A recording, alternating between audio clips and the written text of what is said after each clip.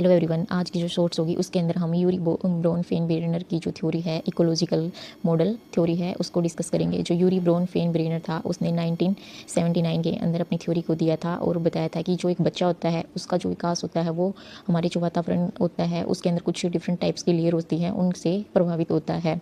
और 1994 के अंदर जो थ्योरी थी इसको रिवाइज़ किया गया था और जो इसका नाम था वो बायो इकोलॉजिकल थ्योरी कर दिया गया था।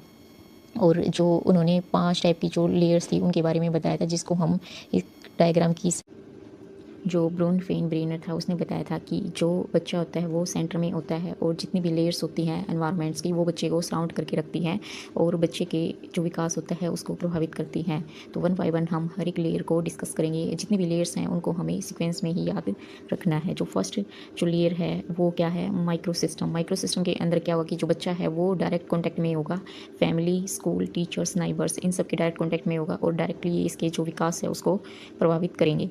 फिर जो हम सेकंड पढ़ते हैं वो है मीजो सिस्टम। मीजो सिस्टम के अंदर जितने भी माइक्रो सिस्टम के जो इंट्रैक्शंस होंगे, कनेक्शंस होंगे, उनके बारे में हम पढ़ेंगे। जो स्कूल्स के अंदर जो पीटीएम्स होती हैं वहाँ पे जो बच्चे के पेरेंट्स होते हैं वो जाके टीचर्स से मिलते हैं और उसका प्रभाव हमें बच्चे के घर आने पर देखने को मिलता है। तो ये सब क्या है, मीजो सिस्टम का पार्ट है। जो थर्ड लेवल था वो था एक्जो सिस्टम। एक्जो सिस्टम के अंदर हम देखेंगे जो पेरेंट्स का वर्क प्लेस हो गया, मीडिया हो गया, कम्युनिटी सर्विसेज हो गई, गवर्नमेंट की जो पॉलिसीज़ हैं वो सब हो गई। ये सब किसके अंदर आएगी, एक्जो सिस्टम के अंदर आएगी। जो एक्जो सिस्टम है वो हम जो बच्चा है उसको इनडायरेक्टली प्रभावित करता है। कोई डायरेक्ट कनेक्शन नहीं होता लेकिन इनडायरेक्ट बच्चे के ऊपर इसका इफेक्ट आता है। जैसे कि किसी बच्चे का पापा ऑफिस में काम करता है तो बॉस के साथ लड़ाई हो गई तो जो वो बॉस का जो गुस्सा है वो जो बॉस का गुस्सा है वो घर आके बच्चे के ऊपर उतारता है।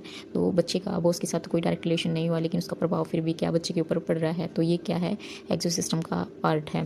फिर आता है third macro system. Macro system के अंदर जितने भी culture, value, society, economic conditions हो गई पेरेंट्स की और कस्टम वैल्यू, ये सब क्या है, मैक्रो सिस्टम का पार्ट है। ये इससे क्या होगी, बच्चे के अंदर जो बच्चे की पर्सनैलिटी है और जो व्यवहार है वो सब डेवलप होगा।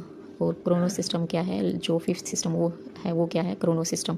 क्रोनो सिस्टम के अंदर जितने भी चेंजेस होंगे ओवर टाइम वो सब क्या है, क्रोनो सिस्टम का ही पार्ट होगा। क्रोनो सिस्टम पे जैसे पहले जो एजुकेशन थी कोरोना से पहले वो ऑफलाइन ज़्यादा एजुकेशन थी, लेकिन जैसे ही कोरोना है तो एजुकेशन क्या है, ऑनलाइन हो गई। तो ये क्या है, चेंज है ओवर टाइम।